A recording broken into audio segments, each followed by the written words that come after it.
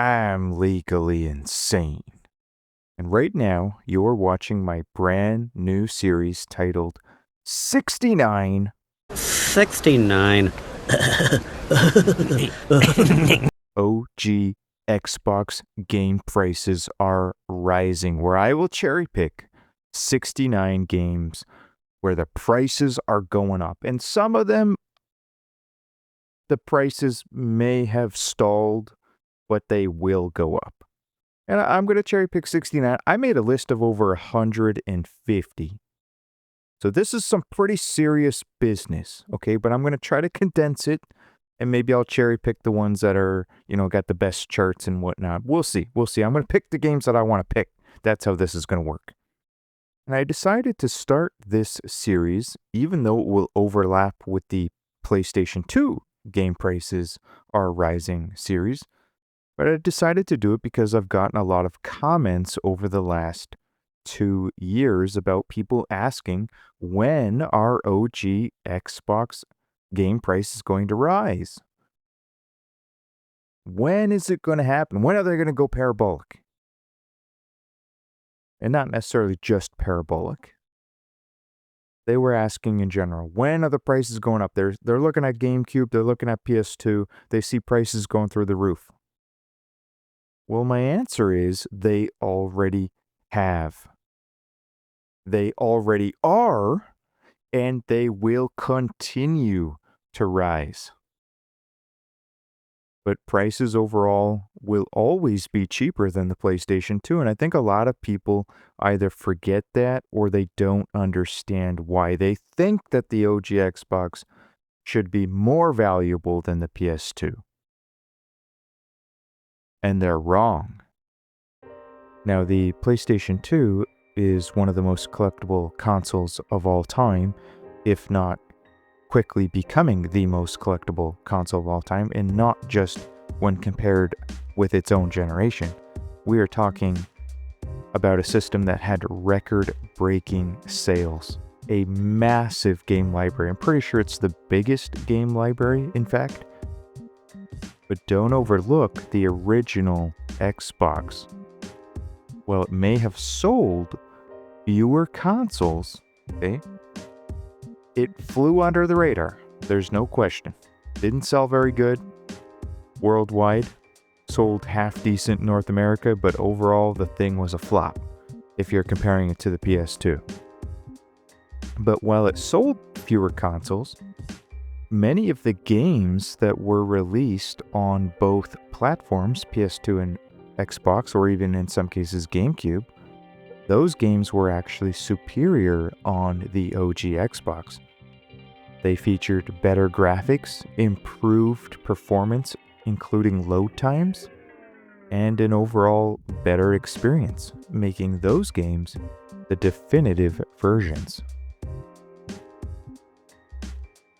So everyone knows the PlayStation 2 is the heavyweight champion of retro gaming, right up there with the NES. Got one of the largest game libraries ever made, and it's packed with a lot of very sought-after exclusives. But while all the attention has been on the PS2, only those with an IQ of exactly 69 have noticed rare and sought-after OG Xbox game prices have been quietly rising. And ain't nobody talking about it. Ain't nobody talking about it. Except for me, right here, right now, for the first time. So, none of these games are in any particular order. We are just discussing games where the prices are going up, starting with game number 1, Futurama. Now, this is a very special game. We're going to get straight into the chart because you have to see it to believe it. Currently trading for 500 Canadian dollars, if you can even get a CIB copy for that price. This chart over here is in USD, so US dollars. All of the charts are in US dollars. Switch over to US, 350 American dollars, once again, if you can get it for that price in good condition. Seems somebody down here did get a good condition, $324.99, but did he have to pay taxes and did he have to pay shipping on top of that? He did accept a best offer.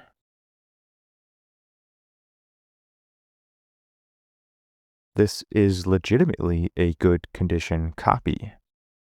That was sold as of today. I'm filming this at literally 4:23 in the morning. So I don't know how, I guess price charting has already updated. That's what it's telling me. Not that long ago, somebody paid $400 and $439.95 as of May 20th. That is absolutely insane. And there was no 4 best offer, so don't give me that, oh, well, that was 4 best offer. That means price is going down. That means price is going down. Gotta be, right? Price gotta be going down. It's too expensive. No. If you look at the long-term trend, it's very clear that the price is going up. You used to be able to get this thing for about $30 in 2013. Even that was really expensive. For 2013 pricing, when nobody wanted Xbox games, I mean, that's pretty expensive. You know, fast forward to 2018, it was already $80. That's insane. So it basically, you know, if we round down to 2014, it's done nothing but go up since then.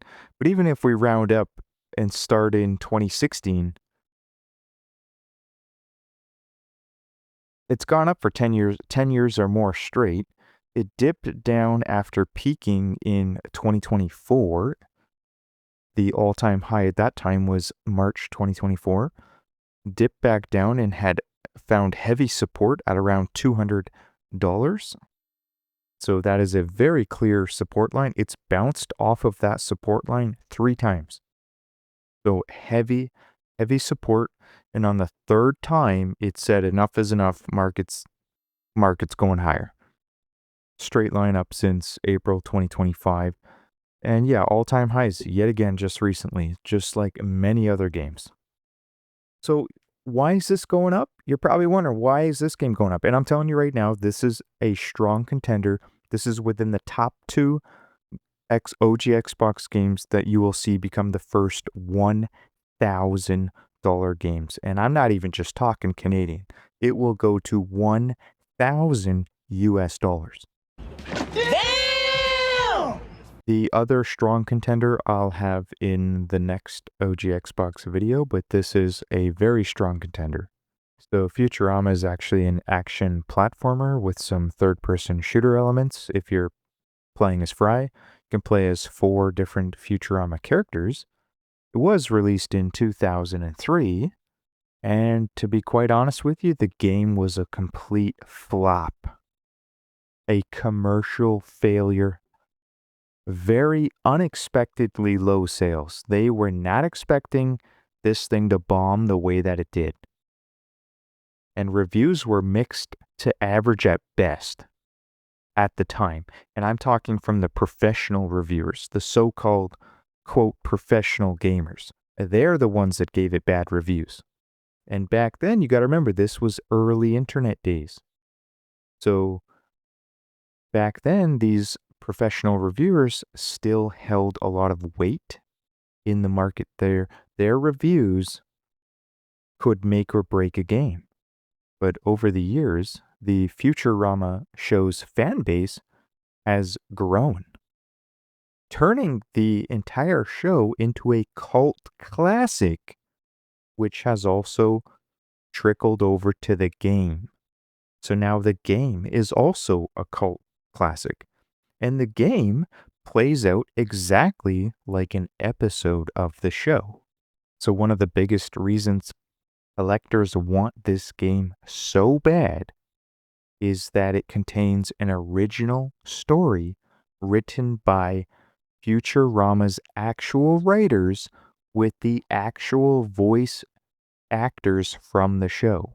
So for years, this game has been considered a lost episode of the actual TV series. And the game is backwards compatible with the 360 with no issues. No reported issues that I could find.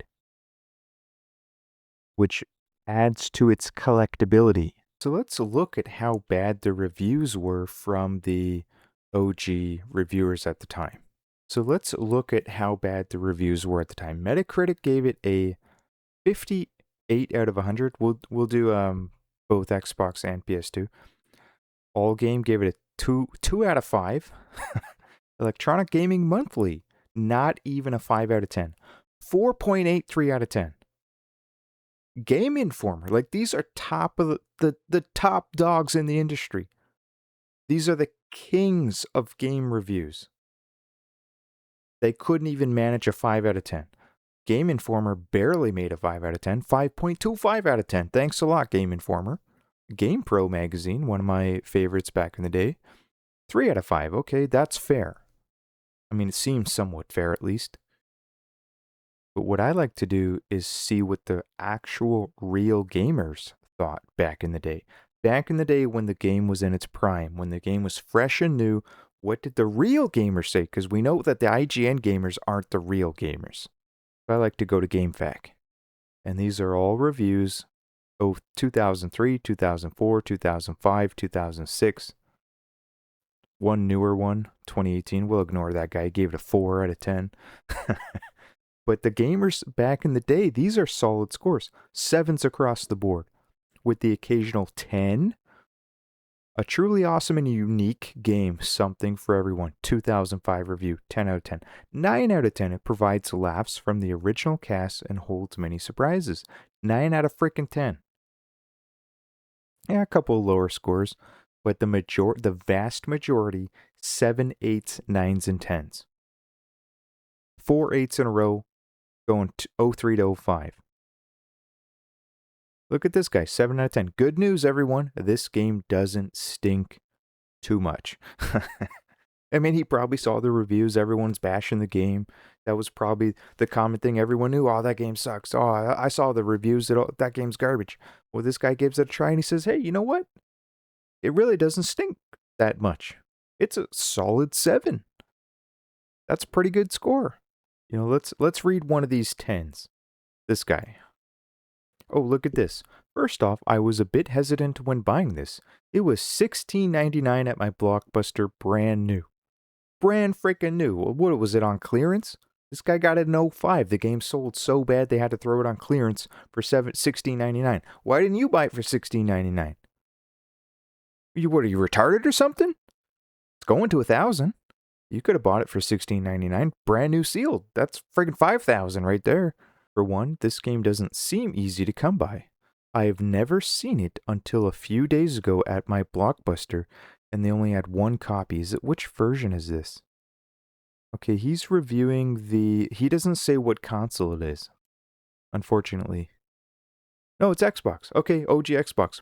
Further proof that this is the rare, even very likely much more rare than the PS2 version. I can tell you that right now. It's superior and rare. So if you're an Xbox collector, you might want to take notes. He says, yeah, they only had one copy. So he only saw it once in his entire life, and they had one copy, and that's the one that he bought. I still purchased it, and now I do not regret it.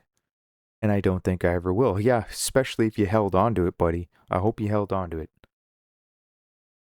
Awesome game with cel-shaded graphics. Oh, yeah. Yeah, I didn't comment on that, but the graphics are very good. It's got the Futurama style and uniqueness. Style, humor, and uniqueness. It's a shooter and a fighter, really, yes. Because if you're Leela, for example, you will be doing hand-to-hand combat.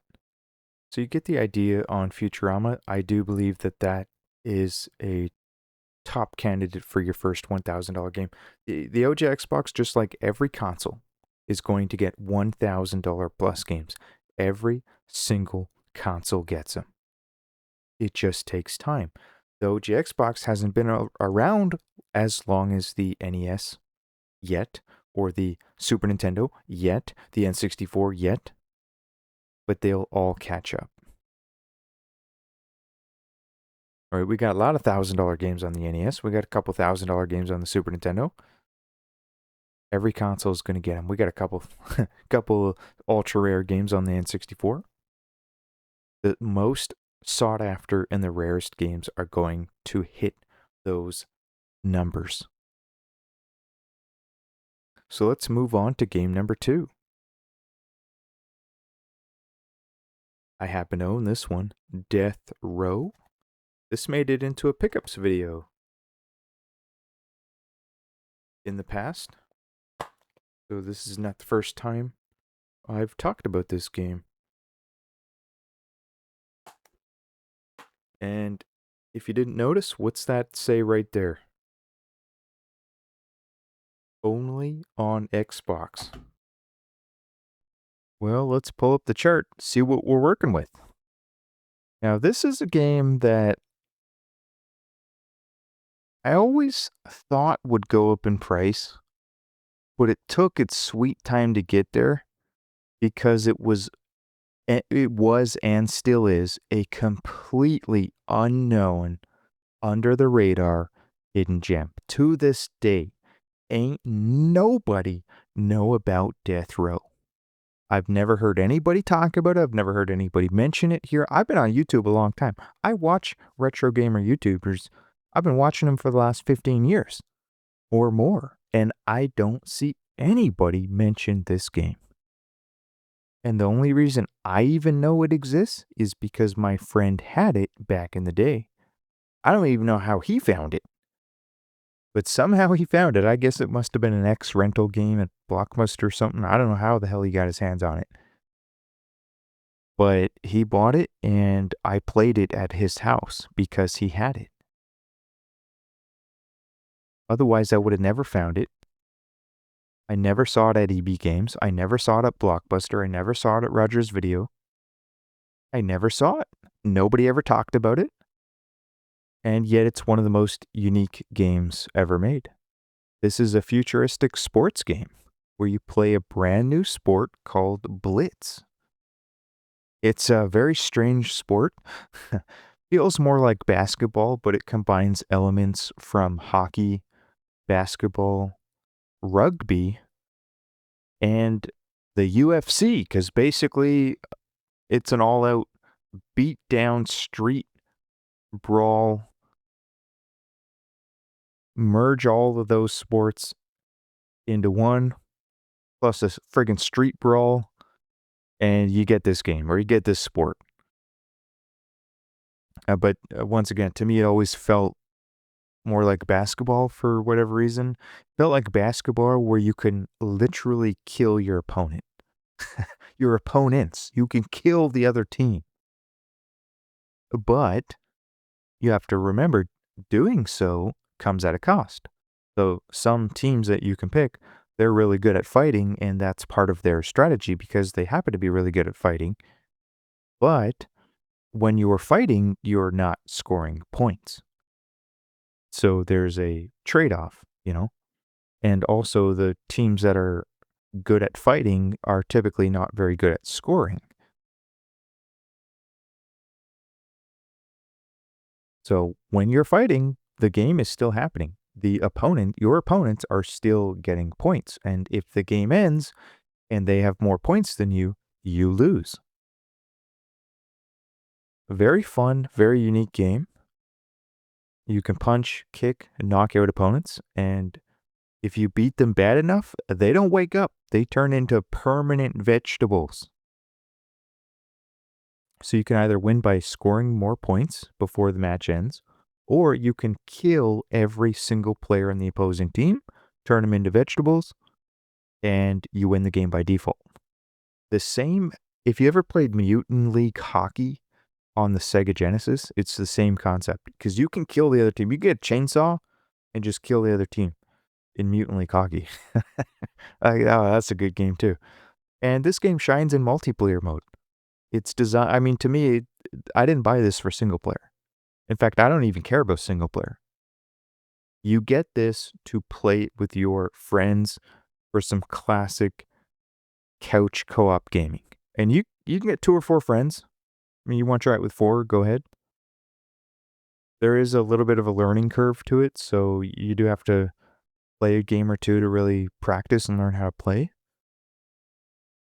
But it's not overly difficult. And it's one of the better multiplayer experiences that you're ever going to have when it comes to the OG Xbox, right? With the amount of options that you have, this is right up there. This is one of the better options. And as you can see, the market is taking notice. Took a while. We were dormant right up until about 2021, actually. If you look at this chart, we were kind of in a trading range. Nothing too serious going on. Delayed COVID move. 2021 hit, and we moved to phase 2 or wave 2. Okay? Even wave 2 never took us down to the previous lower range. So we're still within this upper range. And frig, man, something happened in 2023. Straight line up. I don't know what the hell happened. Big name YouTuber must have shouted this one out. And we have not been able to break through the previous all-time high yet of 26 US dollars. Currently trades for $36.99, 37 Canadian. Sold listings going as high as $49 CIB as of May 25th. Couple of $40 plus sold listings, so it's creeping up there. I would have preferred to see this become a cup and handle formation, but that's not exactly what happened. Unless unless you want to stretch it a little further and exaggerate a little bit. I mean, maybe this is the cup, this right here, and this is the handle. Okay, well, if that's the case, this is going to break out much higher. So it will smash through that previous all-time high. So let's see. You just never know. It's an interesting game. I think given more time, every year that passes, more and more people are going to be finding out about this game. Or let's examine some other scenarios. Perhaps another big name YouTuber shouts this game out. What do you think is going to happen? Last time that happened, I'm assuming that's what happened. We went from 1256 to basically over double to 2678. So the game went up 100%. And with all parabolic moves, dipped back down a little bit. But yeah, we'll see what happens. 100%. Moving on to game number 3. This is one that you're all familiar with, Scarface, for the OG Xbox. This is also a PS2 game. Now, I was originally going to sell this version, and I'm glad I didn't, because I did make the mistake in the past of selling my OG Xbox, The Punisher game, and I had to repurchase it because I'm a retard. I thought, I don't need the OG Xbox version. I got the PS2 version. I'm good. And then I realized, no, I'm not good. I'm not good. Because the OG Xbox version is the superior version. And it's the same with Scarface. This is better than the PS2 version. And this is 100% backwards compatible with no problems. So what is Scarface? It's kind of very similar to Grand Theft Auto. It's a Grand Theft Auto style game, third-person shooter style game, but it's much more than that. It's in the realm of The Godfather, Saints Row, that type of game, but it has its own unique features, gameplay, and style to it, making it significantly different from the Grand Theft Auto series, and significantly better, and even arguably much better than The Godfather, which also does its own thing and has its own RPG elements and style of gameplay.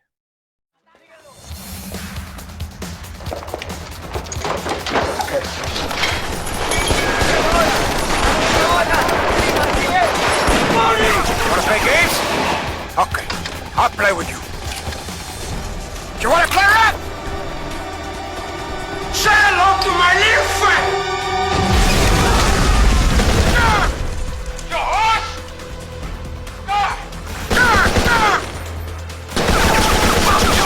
Everybody go!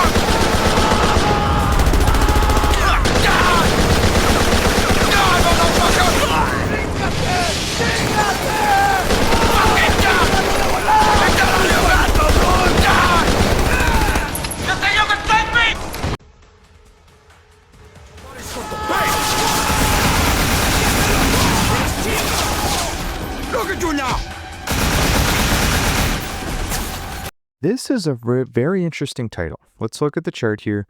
Trades for about 88 Canadian dollars or 63 US dollars for a complete in-box option. Sold listings going as high as $69.99. John Bunday's mother purchased that copy. $89.99 with inserts. Dang, man. What inserts?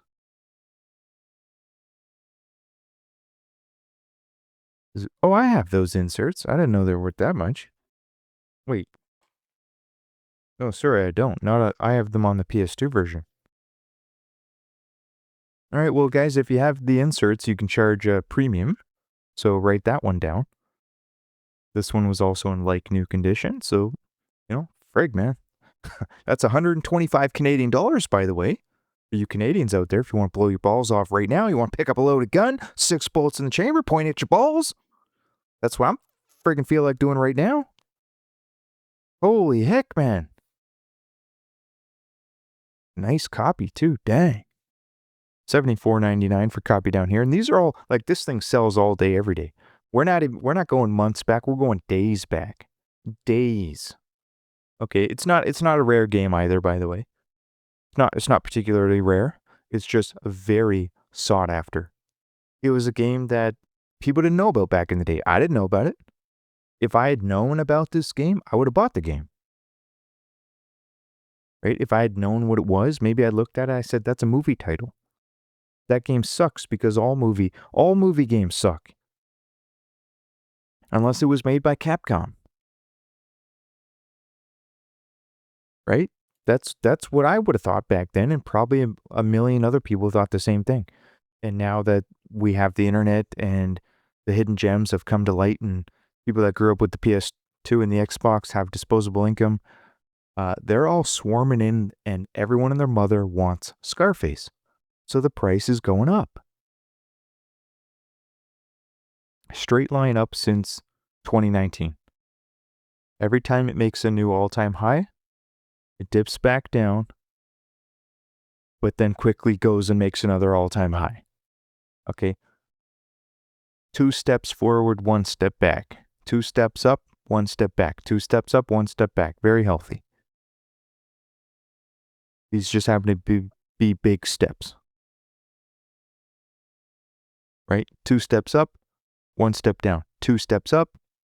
See? 2 steps up, 1 step down. 2 steps up, 1 step down. Just a big giant step here. 2 more steps up, 1 step down. 2 more steps up. That might, and we'll see where it lands here, but it's going to be 1 step down. And then you're going back up again.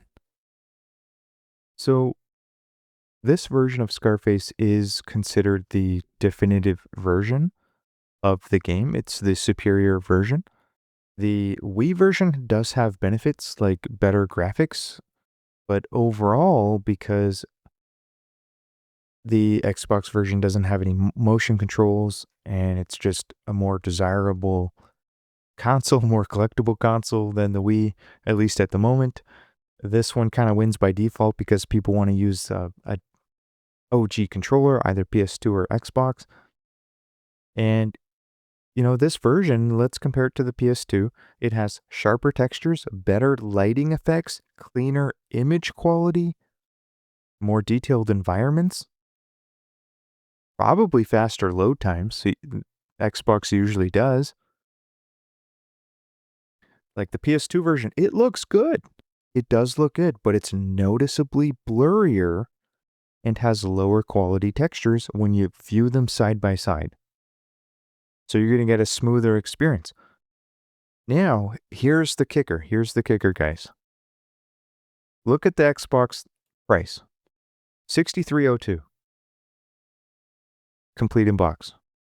Now, here's the PS2 version. Usually, the Xbox version, the OG Xbox, is significantly cheaper than the PS2 version. Could be 25%, could be 30%, could be 50%, could be 100%. But it's always cheaper because it's less collectible. That's the only reason. But this is one of the rare cases where it's worth more than the PS2. And how many people knew that? Because I'm hearing for the last 2 years people complaining, oh, the Xbox The OG Xbox games aren't worth anything. Well, it depends what games you're looking at. The common games are going to be worthless for the rest of your entire life. They might go up a little bit and whatnot, keep up with inflation a little bit, but they're common games. They're not desirable. The non-desirable or the overly common, like your Halo 1, Halo 2, those are always going to be cheap games because they're just so common. There's what, friggin' 25 million copies sold? Who knows how many friggin' Halo games are sold? Like everybody that had an Xbox had Halo. Okay? It was like the golden rule. If you own Xbox, you got to get Halo. And there's also a lot of garbage games. You might have thought, maybe you thought they were good when you were a kid, but they're really not all that good. When you become an adult, you go check out the reviews and you actually play it again, you might realize, this game's average. Well, if it's only average, maybe that's partly why it's so cheap. This is a great example because maybe this trend will start happening with other games where the Xbox version in the future, think 5 years out, 5 years, even 10 years out, how many of these Xbox games that are rarer and they are more superior are going to start surpassing PlayStation 2 games. And maybe it's not many, but it's probably going to be more than one. Game number 4.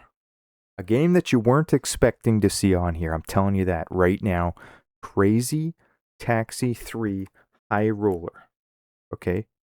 This is a game that probably everyone and their mother thought would always be cheap.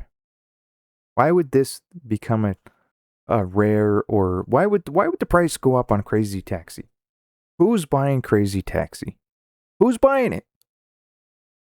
Well, a lot of people are buying it. It's been slowly creeping up since 2019. October 2019, you could have paid $8.99. And now it's over three times that price. $32.14 CIB, which is about 45 Canadian dollars. Oh, but look at this. Holy hell, man. Recent sold listing. Yesterday. $66. What? $63? And another sold listing, $55. So pretty wild price differences. This one's got the reg card, $45. This one had a 4 best offer accepted, but look at that weird collectible card thing he's got. GamePro presents Crazy Taxi?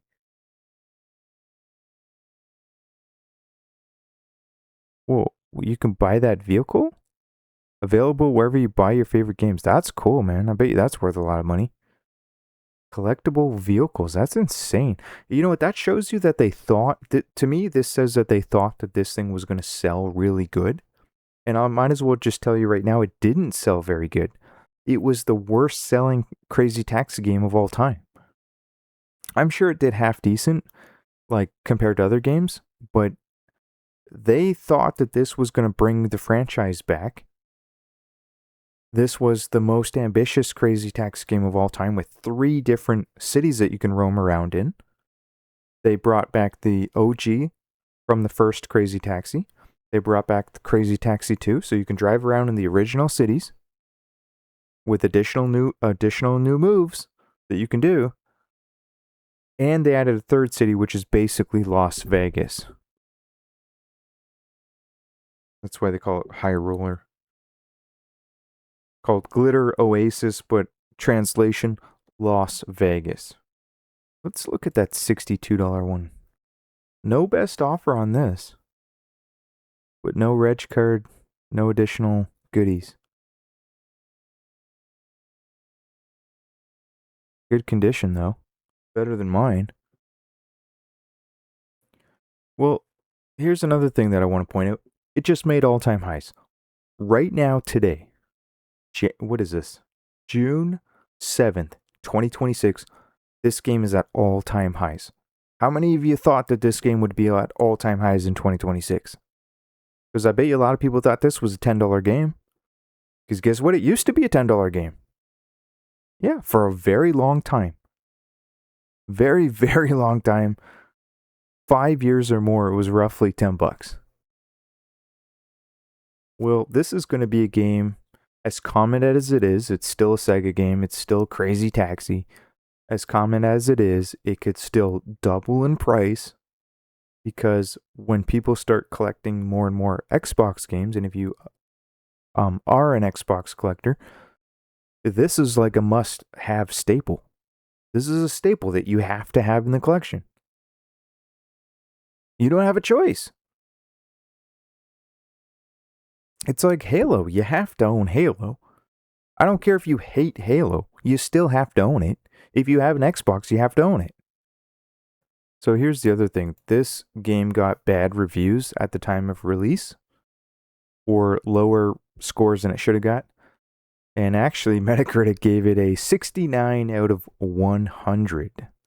Pretty sure that was back when John Bunday's mother was working for Metacritic. And you gotta go back in time a little bit too. So the original Crazy Taxi was this huge monster hit on the Dreamcast, coming fresh out of the arcade. Brand new style of gameplay, brand new genre, never been done before. Driving around, picking up customers, dropping them off, going as fast as you can. You're on a time limit, you're getting paid. You know, unique arcade style driving craze was at its peak. Then they released Crazy Taxi 2. It was no longer the new hot thing, but still popular. But you could tell it was dying off, right? It wasn't new and fresh anymore. And then beyond that, the thing, you know, the craze had cooled off completely by the time the Xbox came out and they finally made Crazy Taxi number 3. So as a result, it never achieved sales similar to the first game or even the second game. Here's reviews at the time. They were very mixed. 3.5 from Allgame, 6 out of 10 from Edge. You know, 6 out of 10 is not that good for like what was clearly a higher budget Sega title. 8.3 from Electronic Monthly Gaming. Great score. But Eurogamer gave it a 4 out of 10. Pretty low. Right? We're going from 6s to 8 plus. Back to a 6.9. John Bunday's mother must have transferred over to GameStop. She gave it that score. 6.5 from IGN. So, like, pretty big difference from going from an 8.7 from GameZone to a 6.5. If I'm a gamer looking to buy the game and I see a 4 out of 10 from Eurogamer, I'm not going to buy the game. If I see 6.9 out of 10, you know what? I might go with something that has at least a 7. Let's quickly look at some of the reviews at the time. I just want to show you that the average gamer was giving this game very high praises. Lots of 9s. Couple of lower 7s, but at least, you know, nothing lower than a 7 other than this one guy. Everyone else, 7, 8s, 9s, and 10s. This guy is a good title here. If you keep your expectations realistic, you'll have a great time with this game. I mean, it's Crazy Taxi, man. You can only do so much. It's repetitive style of gameplay. The gameplay loop is very repetitive. That's just what you do. If you don't like that, don't play Crazy Taxi. Game number 5 is a game that everyone is familiar with. Need for Speed Underground number 2. This is also on GameCube and the PlayStation 2, and I've talked about this game 100 times. It's one of my all-time favorite racing games. And as you can see, I have not cherry-picked the best games for this list of 69. I am randomly selecting games from that list. And this one happens to be Need for Speed Underground number 2. Remember, this is my town. You're a guest, so max respect. Ready for some serious driving? But what you might not know is that the price keeps going up. It doesn't matter what console it's on. All of the charts look the same. This one has been going in a straight line up. I mean, this is a beautiful looking chart. Slow and steady wins the race. It ain't never going to stop. It used to be $6.99, and today it's 20. No, how much in US? Today it's $20 American CIB. If you can get it for that price, because somebody just paid $44.95, which is absolutely insane. I don't know what happened over here. Wait, what? Maybe it was. Oh, the guy had 2 copies. Yeah, so he's got one left in case somebody wants a pristine condition disc. There's always some retard who will pay your retarded prices. That's one thing that you'll learn on eBay. As long as you have something good condition, though, there's always somebody, some rich person or a retard or a combination of the two that's going to pay a premium to get your game.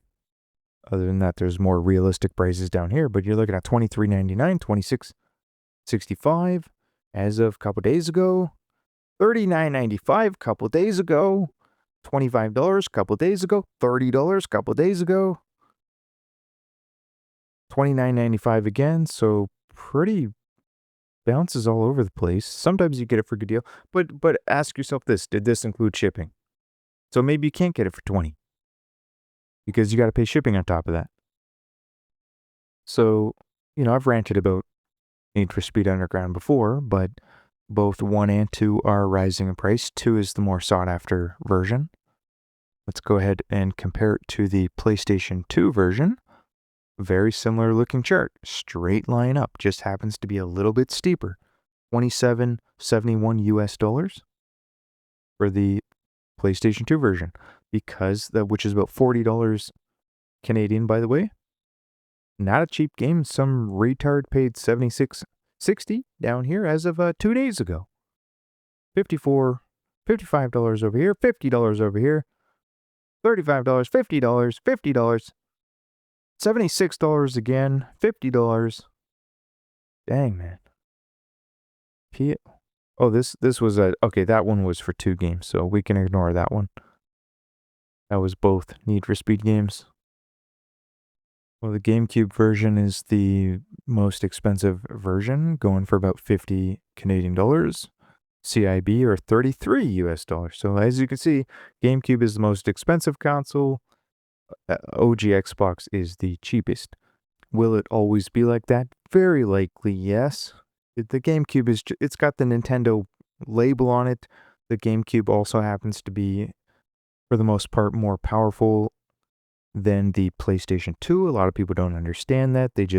All they saw was that it was an ugly cube, and they assumed that it was garbage.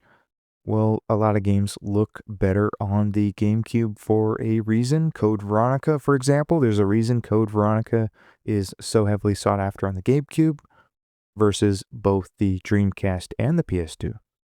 Well, the Xbox chart is the exact same. It's just on a slightly smaller scale with a little bit smaller numbers. But it will go up with the other consoles. It's not a deadbeat console that nobody's buying. It's just less desirable. And Need for Speed Underground 2 was released during the time when Need for Speed was in its prime. They had really mastered how to make good Need for Speed games, and they actually put effort in. They weren't putting out the slop that they decided to put out basically around after Need for Speed Carbon. That was it. They were just pumping them out like candy, nothing but slop. They lost the magic. It's almost like they just wanted to get the next title out, to print money on the Need for Speed name, because people were buying anything with the Need for Speed name on it. And now look what's happened today. They're not even making Need for Speed games anymore. They're not even making them because they butchered the brand name. They butchered it. If they ever want to revive Need for Speed, they want to bring back the glory days, I'm telling you right now, all they have to do is make Need for Speed Underground number 3 and put effort into it. Put your heart and soul into it the same way they used to put their heart and soul into Need for Speed Underground 1 and 2, and bring back Snoop Dogg. Bring him back. Have him make a brand new rap. Pay him whatever he wants. Pay him $1 million. because you're going to make a lot more than that on that game. Pay him $1 million to make one song, maybe bring in another artist too.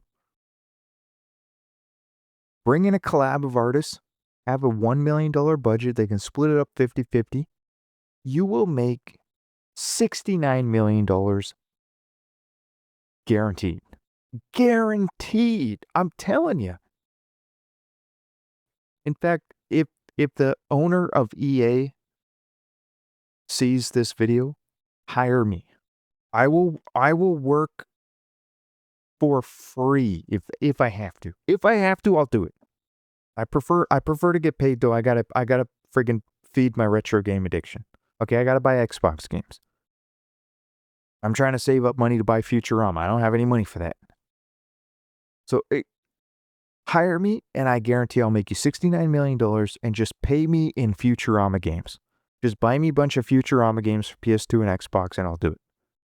Guys, if you enjoyed this video, please consider subscribing to the channel. I am trying to get to over 9,000 subscribers. It's taken a long time to get there.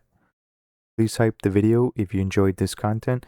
And if you want to see this series continue, leave a comment below, because I'm kind of iffy on it. Only because it does intertwine with the PlayStation 2 game. So you're going to see me talking about the same game in both series. But I think we have to do it because the market needs to be educated on what's happening with the OG Xbox, because it's not a deadbeat console. It's not dead.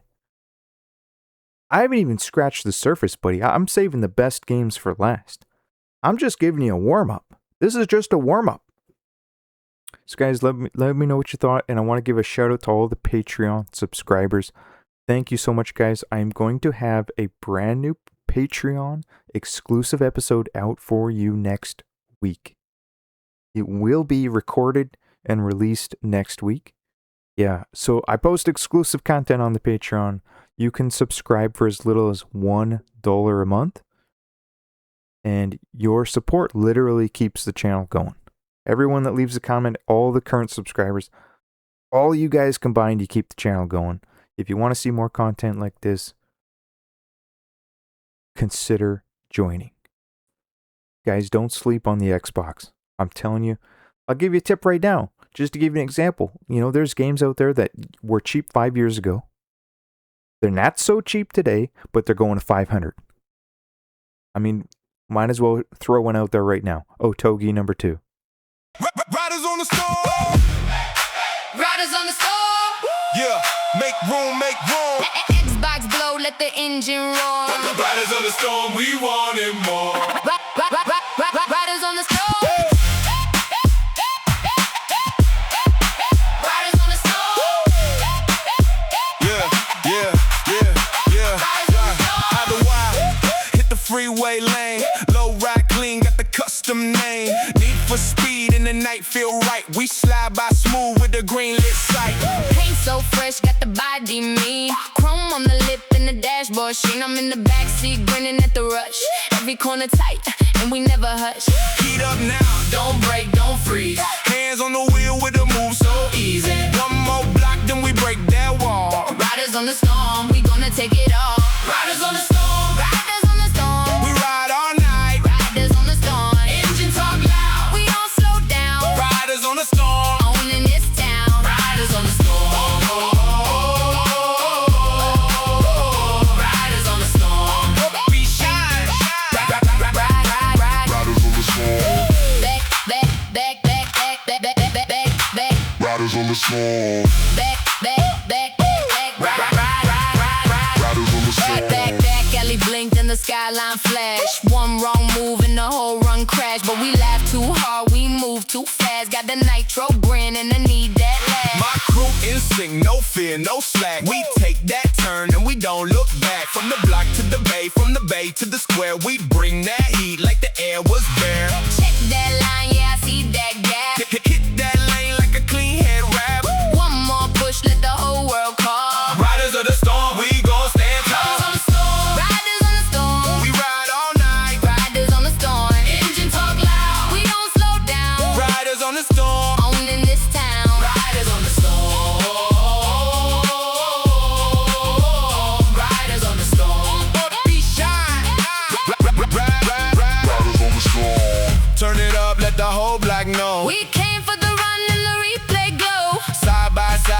Messiah sing. Riders